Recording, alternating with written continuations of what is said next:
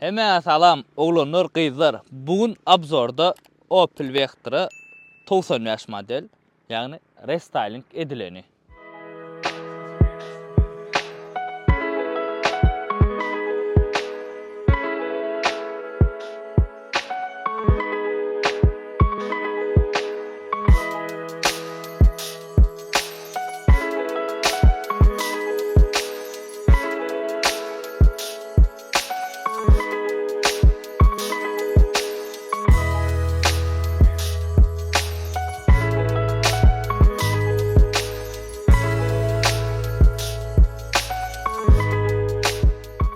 Birinci tarihinden başlayalım maşini abzor etmek. Opel kampanyası imini bu modeli Opel Vectra'nı 1988 yılda çıkarıp başlıyor. 1988 yılda çıkarıp başlıyor ve 2008 yılda çenlidir. İmini Vectra'nı bu Vectra'nın birinci pokolenyası gitti. Официально Opel Vectra A 90 yıla çenli sol. Ondan sonra Opel Vectra B 90 yaştan 2002'ye çenli ve Opel Vectra C suratlarını koyacaktım şurada. Ol uca 2002'den 2008 yıla çenli çıkarılanlar. Bu modelimiz bizim 88 yıla çıkarıp başlandı. 1992 yılda restyling edildi. Ondan sonra buna şunu alçak kollu da. Restyling kolonunu daşı içi ütködü, salon ütködü, tarpedi ütködü, faracıklar, motor biraz güçlendirdiler. Men Opel'i govoren. Bir vaqt kiç vaqtımız. Bärini aýtmaly ala. Alyp kaçýardyk başy. Men hiç vaqtam Opel'i erwesat aýdamokdum. Ana şu wagt Opel tapdyk, oglanyň birine bar ekeni. Kän soradyň da Opel dip. Näme sebäpden köp wagtlap çykmady? Normal Opel tapmak kıyın. Inni yıllar köyünü hemen bir goca saklananı tapmak problemi dar o. Birinin kasertjan çürük, birinin kasertjan salon yırtık, yena barda. Opşam normalsini tap bolanok. Samsy kamram soraýaňyz olanlar. Gatken menden Samsy kam soraýaňyz. Soňam gaty gowsyn tap bilemok. Abzorda normalca da çıkarasym bilýär, düşünýäňizmi? Soň üçin kimde goja Samsy kamera bolsa jaňlaşa gelin abzor et berer mesele ýok. Bunimiz biziň 90 ýaşynjy ýylynky restyling edilen rolanlar. Bu kuzovda 1.6-lyk motorum belli, 1.8-lik motorum belli, 2-lik motorum belli, 2.5-lyk motorum bellidir. Edil Türkmenistanyna men bir sanyk gördüm 2.5-lyk motor. Başga kimde bar? Ýazyn. We polny привод gelen amadyr. Polny привод bolany bularda ofitsialny quattro dikdi. Germaniýa maşynna. Bizde polny привод diýilýär. Az çıkan ýöne. Asnavnoy polny privodun köpü mehanik bolup çıkan. Soň ýöne awtomatlar amba ýyl täzelerine. Eminni buny da biziň öňkü tigirler weduşy polny privod dälir. 1989-njy ýylda şu maşyn Ýewropaň awtomobili diýip ikinji ýere alındyr. Yani Opel ýa-da köpüňiziň göwnüňiz ýetenok Opel ile Opel B ile. Ýene aýtmalylar 1992-nji ýylda обычный infrastruktur komplektasiýasyna da ABS gelenler bulan. ABS'in näme bilen bilýäňiz, bilmeýänler Google'a ýazyp görüň. Opel Vectra'ň imini Vectra'ň biz wineshni birini gat gowarýas. Köp adam arzu edenler başta çıkan Opel dip.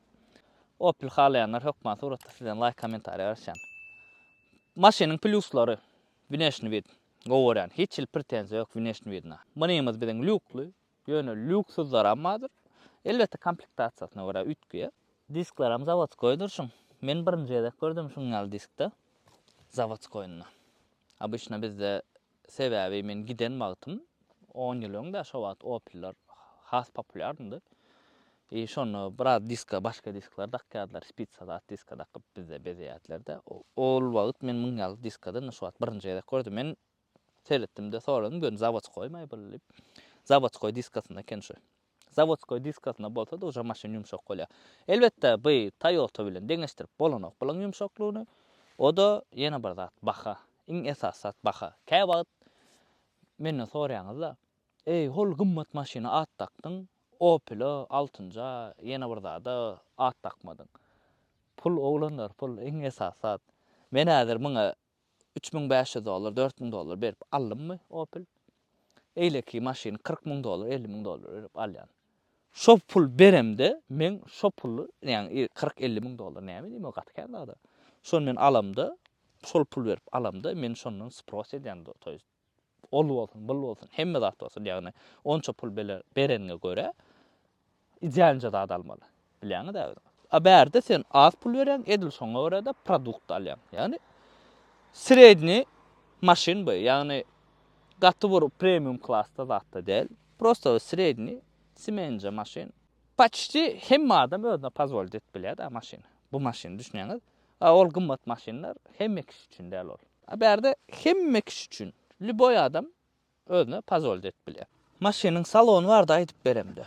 Olanlar berde birinji aýtmazlar Türkmenistanyň bizde. Opel'ň Dubai üçin edilenler ama olarda kansener gelýär. Bu Nemetskidir yani Germaniýanyň özüniň üçin edilenler. Şoň üçin berde zavodskoy kansener gelýän däl. Soň goýandyrlar kansener. Hok man aýtmazlar şu wagt biziň ýurdumyzda особенно ysy bolýar bilýäňiz. Şoň üçin kansener bolmasa gaty kyn bolýar. Atak Opel alyp kansener goýup bolýandyr. Mesele ýok. Erkilek baha bolýar. 300 dolardan 500 dolar çenige gidýär. Goýjak kansenerine de bagly. Bu Opel gat idealini saklanypdyr. Şu özüňizem görensiňiz. İçinde, daşynda hiç yeri ýyrtyk, döwük yeri ýok. Haladym maşiny. Opşama men Opel'e ýaman goýgarýan. Şoň üçin erbesat aýtjak maşyn hakda. Bir aýtdym aýja, minusy kansener. Şol ýok, şol bolmasa has gowalardy. Ýene bir gowuzady aýrbak ba berde. Häzir menden käbirini sorýagymda, Opel alamdan 6-njy 7-nji alanma bolýam diýip. 6-7-den berde biraz komfort bardyr. 10 väsden zatdan. Köp adam 10 väs bilen deňe Opel'i, 10 väsinji alyk, Priora alyk diýip. Edil Priora bilen deňişdirseň bolýar. Ýöne 10 väsinjiden zatdan berde komfortny, has komfortnyrak, biraz toýs komfortnyrakdary. Aýrabak adam ba. Iň esasat howpsuzlyk berde aýrabak ba. Opel'e has gowy düşünýänler reska görendir 90 ýaş modelligini berde torpeda ütgendir eleklerden. Restyling edilen näme bu? Funksiyalardan berde olanlar funksiya hiç zat ýok. Funksiya zat ýok, hemme zat ruşnoy. Kansener goýsam işleýär. Ýöne kansenerli gelýän Opel'ler amadyr. Berde şuňa açyk, berde ýok. Ýöne aýtmazat salonyň dizaýny gowy. Yani öz bahasyna görä erbetdäl torpedasam owadan ruşnoýjygymyz işleýärmi? Işleýär. Bu maşinin sastaýanyňy bardy aýdamda. Olanlar özüňiz görýäňiz, sidenýany, salonu arasaja saklanypdyr. Häzir öwýä diýämen, maşin tatlyk däldir. Häzir aýtjak, esi näçe alypdyr, näçe rasxod etdir, o zatlar bardy aýtyp berjek. Esine oturan bahasyny. Ýöne maşin satlyk däl. Maşin ýaş oglanlar üçin gaty gowy. Bir zat näme üçin? Häzir ýaş oglanyň köpsiniň aslana zat aýdamak. Köpsi öz işläp öz gazanyp berer. Onuň şolary budjetina göre gaty gowy maşin. Hemem bir zat. Zapçaslar arzan. Mesele ýokdur. Berde zapçaslar gaty arzandyr. Opel'ň zapçaslary. Ýöre-de Opel angarlar bar. Marda hemme zapçaslar bar. Problem ýok. Şäher içinde kiret üçin gaty gowy maşin. Dal ýola derwetler ýöne elbette Toyota'nın komfortunu berde garaşmaň. Şoňa görä da baha arzandyr. Eskisi denýärlerine oturmak udobnymy? O normalny ulanır. Edil bir gaterot udobny diýip öwüp bolanok. 3 adam bolsaňyz da kylşyk bolýar. Aýagam diýip durýardyňyz görýäňiz. İçi biraz darrak. Ýöne bahasy üçin şu darlygyny başlap bolýar. Edil bir gysylyp şeýle oturaňok da ýöne biraz darrak içi. Atak beren puluňy deýýär. Imin ana şonu men aýdaýyn size. Berde şuňa açyk setka goýupdyrlar. Kapodumuz berde elbette olanlar şuňalyk demirde biz muňa pretenziýa etmeýäs bu. Sebäbi baha. Berde 1.8'lik motor olanlar. Ýaňa aýtyp geçdim başda videoda. Mundan daşary 1.6'lyk amma 2'lik amma 2.5'lyk amma daşa 1.4'lük amma ýöne 1.4'lük imini bize geldi gelmedi mi onu men bilemok. 1.8'lik motor primerna 160 güýje olanlar. Nollan 100 öçennem 10 sekund primerna. Ýöne berde o zatlar gaty bir wajyp däl. Sebäbi baha. berýän bahaňyza görä produkt alınýandyr. Hemem maşyn 95-nji ýylynky. Öz ýylyna görä elbetde. Bagajnik. Berde emme zat ruşnoýdur. Pultda zat ýokdur. Özüne görä ulakan bagajnik ulanır. Elbetde bagajnik giňişe zapaska şakdadyr ya. Ruşnoý atsaň, ruşnoýum ýapýan. Indi sürk göreliň ulanır. Motoryň işleşiniň sesini eşitjäňiz. Lişne şum ýok. Elbetde lädir. Galandan süremize görürse eşwat mehanikada onu da näsürmäsoň. Geçen ýerdem de atdy, simde bir kol tutupsyň da. Program süremde. Tahtdan çykýar.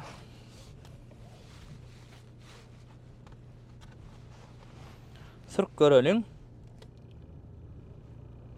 Edilmen Opel sürk gördüm da sürk görmem diýmän. Şu sidene zara ýaman men üçin däl. Hemem şu rula şahsy şu bolanok bar. Ha rul berdik.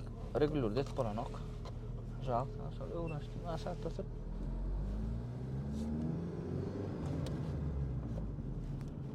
Dawnodan bäri mehanika sürmemden soň biraz öwraşmak kyndyrak. Şoň üçin güläýmän üstünden.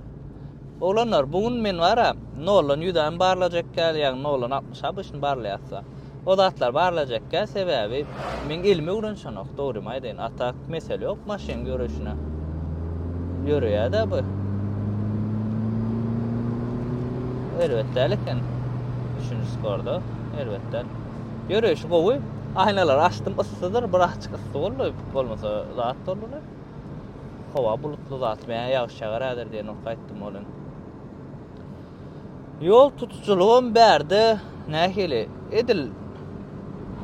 Elbetde. Bize muňy Joule bilen deňeşdirip bilýärse, ya Toyota bilen deňeşdirmeli, Toyota'ň hasyl könerakler bilen deňeşdirmeli bol. Ýöne Samsung Camry bilen häzir deňeşdiremde, Samsung Camry mundan gowrak. Ähli gapdallaýyn. Biraz basyk göreliň maşyny.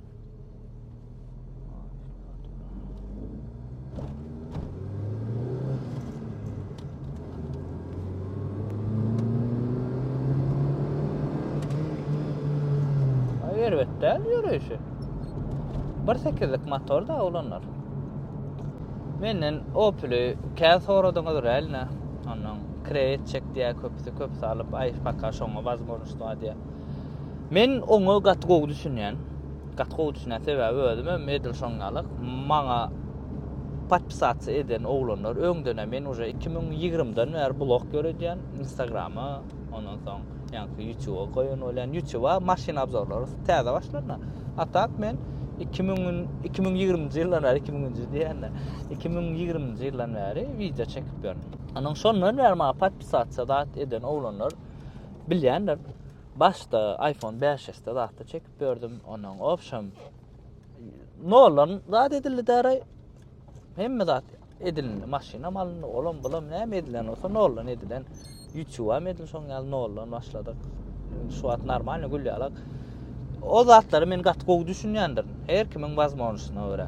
Bu maşynam adamyň bazmorşyna görä diýil $3000 ýa $3500 Şo pulu Samsung Camry tap bolar. $3500 ve gatgow Opel alyp bolar. Edil bada gatgow Opel ekany. Räli ot ýöreýişi zady ýaman gowy. Ikinji skorda. Ýöreýiş elbetde ýaman gowy. 1.8'lik motor. Ýani şu Opel'ň bir problemasy bar. Gyzýa, gaýnaýa. Şo mesele munna barmy ýok, mona bilemok ýesinden sorak görürse. Şu wagt 90'na dur. Edil şu wagt gyzjak bolsa, men ýa basynda gyzmaly. Howa da bir hil damak. Ýöne galanam ol tupusyn warlap görmeli. Maşyna bir ýetmeýän zat kondisioner. Kondisioner goýsaň budjetince bolja maşyn. Ýene häzir käbir kritikler bar da.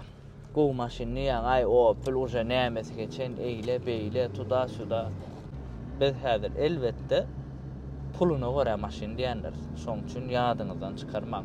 Ay Opel nämesi geçen eýle beýle diýen käbir akylly bolýarlar bir sanak ýöne düşünýän. Hop şu her hil maşyn biz obzor edýär. Men obzorumda täze maşynlaram bolar, köne maşynlaram bolar. Opşam siz nähil maşinler isteseňiz ýazýaňyz da men kommentari okuyan görýän. Şo taýda nälik maşinler isteseňiz şo maşinler bolar. Şoň üçin ay köre maşina abzor etmek kime gyzykly diýip ýazýanlar. Men maşiny özümden oýlap tapyp abzor edemokda adamyň isteýişine görä edýän ýanky abzorlar düşünün. Şoň üçin Opel şunu abzor çykdymy, значит Opel'in sprosu bolanlar. Dün Samsung Camry ertir Samsung Camry çykýarmy, значит Samsung Camry sprosu bolanlar. Yumşaklygyna Opel'in bilýäňi de edil Toyota ýalak däl ýöne bir жаловаться etjegim däl. Sebäbi ýene aýdym skor çalışmak ýatdan çykdy. Sebäbi aýtmazat bärde baha. Opel başda da çykarlaryna budjetni edip çykarlar, ýani sredni, обычный adamlar üçin. Düşünüňiz bolmasa Germaniýanyň Mercedes we BMW we başga da premium klassa maşinalary we Audi'si we Porsche we ýani Opel çykdy şo taýdan. Значит, şuňa da bir spros bolanlar. Düşünýäňiz, opşam aýdanda budjetli maşina edip edilenler. Şoň üçin Opel gymmat bolmaly däl. Opel'in şunsa wadyr, maşina öçürüňde soň ventilator işläp durýar, Toyota'da oňalak däl. Göreňiz. Indi oğlanlar opşam alanda maşin erwetdäl.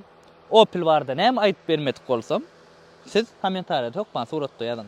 Maşin çydamly, gaterot bir kaprizin däl, bir şol gaterot yssyda ýanky aýdanım, gazýa diýmeseň. Ýöne o da hem mesel, ýöne aslında şolun kaprizi, şolun keseli şonsy bar. Käbir maşin bir kesel bolýar, şu Opel'larda da şoňalak bar. Imanny bu maşina öz eýesine 3500 dollaram näme bir zat ötür. Sebäbi gowy edip öz üçin taýinapdyr, ojuk-bujuk zatlaryna seredişdirip. Maşin satlyk däl. Nomerler aşakda dur. Edil gaty gow Opel gerek bolsa, siz özüňiz habarlaşyň. Tap berer size de gowja Opel. Ana şuňa abzor bolýar, kim şuňa alçak arassaja gowja Opel arzu etip bereniz. Her biriňize nesip etsin. Arassa gow Opel tapmak kynrak bolat. Sebäbi hem ýyl köne hem çürap dyndy köpüsi. Şoň üçin kynrak bırak. Iň esasy janyňyz sag bolsun, maşin bolar.